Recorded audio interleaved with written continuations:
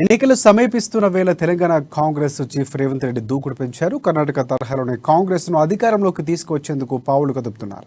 ఈ క్రమంలో రీసెంట్ గా కాంగ్రెస్ పార్టీని వీడిన కీలక నేతలతో పాటు మరికొందరు ముఖ్య నేతలు పార్టీలోకి ఆహ్వానిస్తున్నారన్న తాజాగా ఆయన మీడియాతో మాట్లాడుతూ వివేక్ వెంకటస్వామి, ఈటెల రాజేందర్, కొండా విశ్వేశ్వరరెడ్డి, కోమటిరెడ్డి రాజగోపాల్ రెడ్డి బీజేపీలో ఇమడలేకపోతున్నారంటూ ఆయన కీలక వ్యాఖ్యలు చేశారు. ఈ నలుగురిని బహిరంగంగానే పార్టీలోకి ఆయన ఆహ్వానించారు. కాంగ్రెస్ పార్టీ అమ్మలాంటిదని, ఎవరైనా పార్టీలోకి రావచ్చని అన్నారు. ఇటీవల పార్టీని వీడిన వారు తిరిగి కాంగ్రెస్లోకి రావాలని పిలుపునిచ్చారు. తనను తిట్టినా పట్టించుకోనని క్షణికావేశంలో నిర్ణయం తీసుకున్న వారంతా తిరిగి పార్టీలోకి రావాలని ఆయన కోరారు.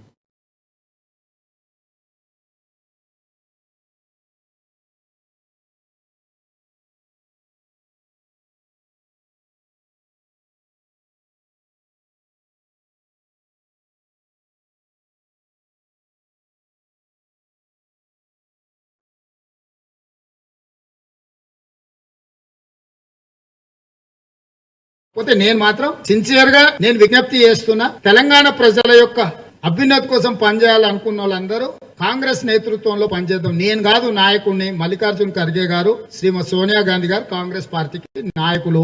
వారి నేతృత్వంలో మేమందరం పనిచేస్తున్న వివిధ హోదాలల్లా ఇది రేవంత్ రెడ్డి నాయకత్వం అనే చర్చనే లేదు. శ్రీమతి సోనియా గాంధీ గారు, శ్రీ మల్లికార్జున్ ఖర్గే గారి నాయకత్వంలో మేమందరం పనిచేస్తున్నాం. మాకందరికి వివిధ హోదాలు ఇవ్వడం జరిగింది.